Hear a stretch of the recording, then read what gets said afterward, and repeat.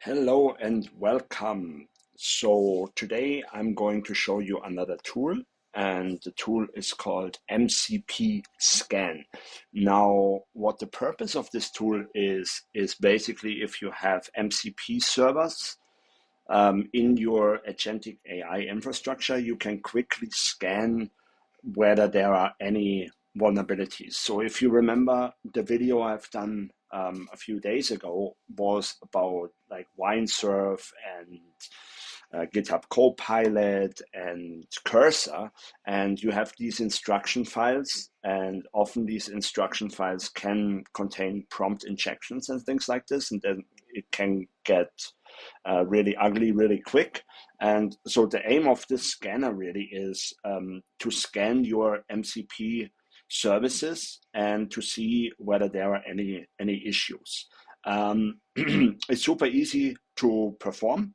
And for example, the only word of caution here is like this is a free tool. It comes from Invariant Labs, and I believe this is a company based out of Switzerland.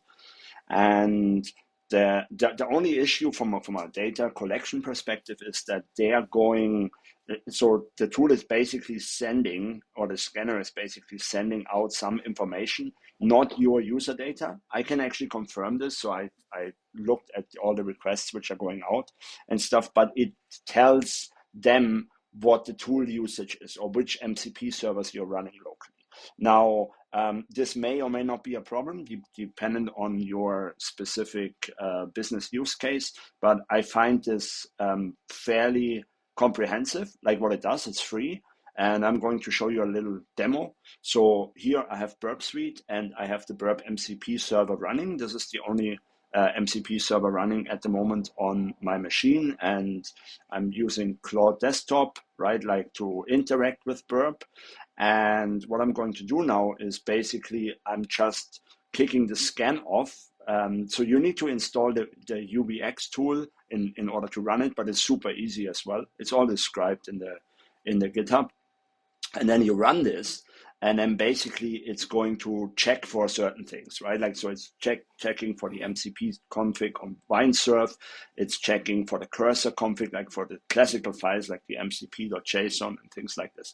And then it actually found that I have a Claude Desktop config JSON, and then there is Burp within that.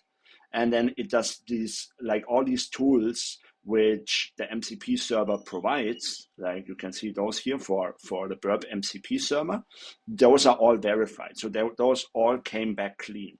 Now, what that means is that in those specific tooling instructions, there is no hidden prompt injection, like a base 64 encoded stuff or any of that, right? And so this is pretty useful. So on the contrary, and I'm glad this is actually on my local machine. Like I don't have MCP. Sorry, I don't have Windsurf at the moment here on this specific laptop, and I don't have Cursor on this laptop. So that's why you get file does not exist. But this is like if you have a coding environment set up or VS Code or whatever, and you use MCP servers with your coding setup, then it would check for those default files as well. What I wanted to show you is like the contrary. Like, for example, if it finds stuff which has been modified or which contains like prompt injections and stuff like that, it will then notify you like this. I'm glad it did not do this on mine, so mine seems to be good. Here we can quickly look at the Claude desktop config JSON file. So this is like the MCP server definition on here, and where it's going to be exposed and things like this. But I just want to show you a quick demo. Like if you run MCP servers locally and you're scared that something may be in some of the files, like a prompt injection when you when you git clone it down or something, that's a very neat way to quickly check through the most basic kind of vulnerabilities or exploit codes or whatever you want to call it, which could be embedded in those files basically. So I hope this makes sense and you learned something new today, and I will see you in my next video. Thank you.